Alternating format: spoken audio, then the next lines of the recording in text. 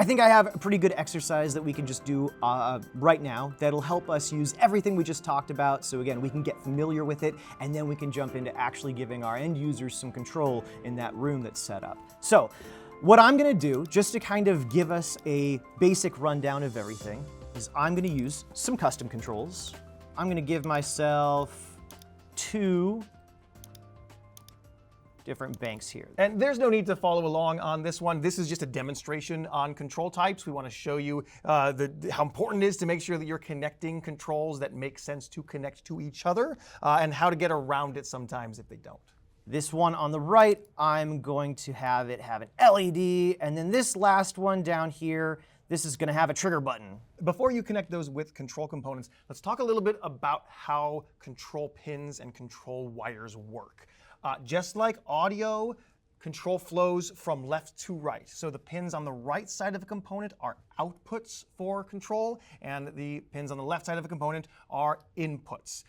And now, that's true regardless of whether or not you rearrange them. Like if I put my component over here, you might say, oh, it's flowing left to right. No, it's still flowing out of the outputs. But they will have the proved wire. you wrong.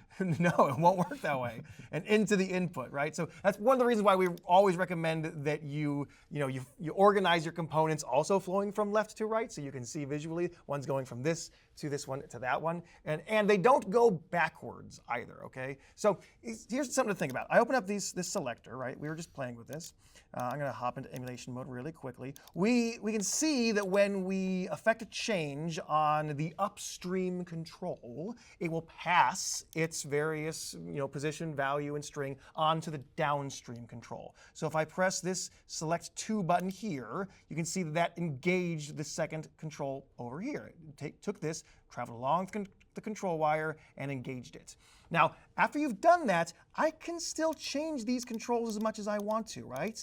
It's not like the original upstream control is constantly flooding its value and string position down that wire. It only sends that information when there is a change in the upstream control. So if I hit the first control up here, you're going to see that this one turns on, right? Because there was an event. The button has been pressed, and then it moves forward. But again, I can manipulate these controls downstream as much as I want because there's no new information coming into them.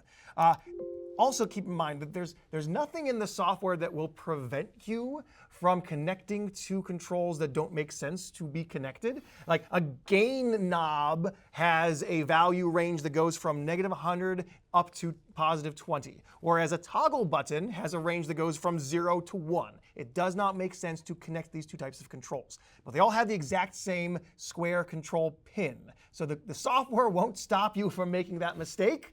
So you've got, you kind of got to be smart enough to know what do these controls represent, what are their possible ranges for their values and their positions and their strings. If you're not sure, jump into the help file. Every single component has a help file that shows you what the valid values are, the valid ranges, and the value strings for every single control.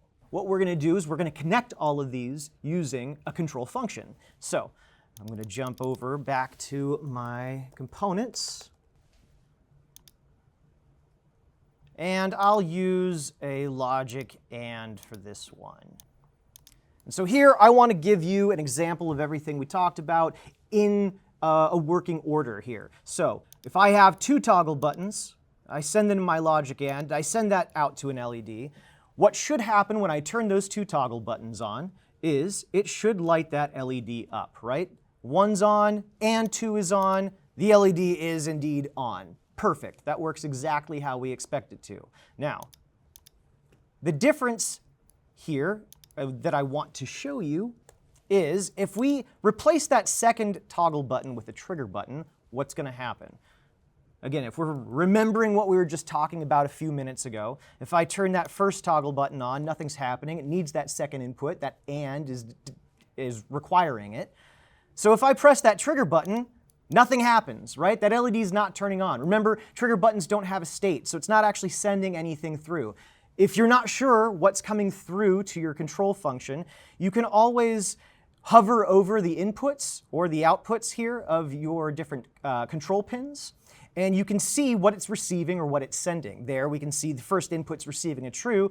That second input, it's not even receiving a false. It's receiving nothing because that trigger is not sending anything through. So we're not going to get that LED to light up in this setup. Instead, we would have to trick it, sort of.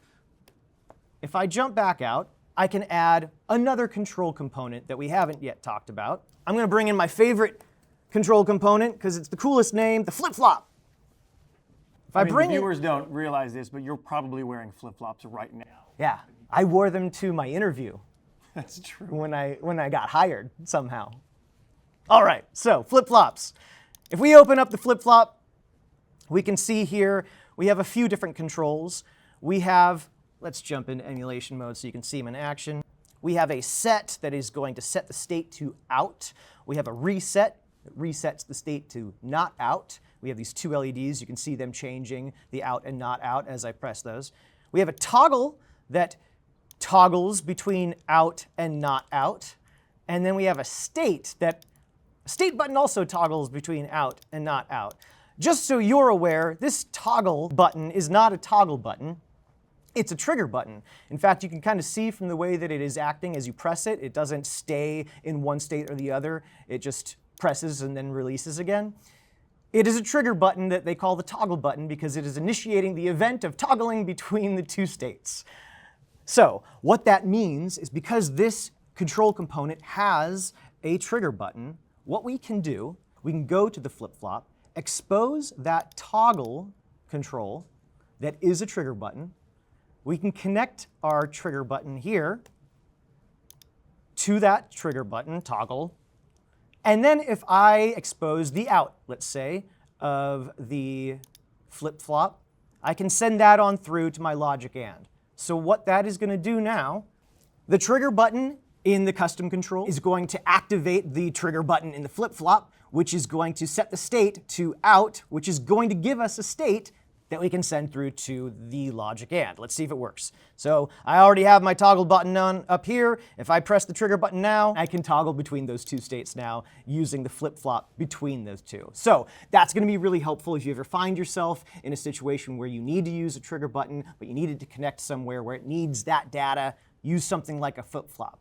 All right, so now that we're familiar with all the different types of control components that we're going to be using, and we're familiar with the different data points that are being shared between the controls, let's go ahead and move into the next video where we'll start our first big exercise in building something out for this room of ours. All right, I'll see you there.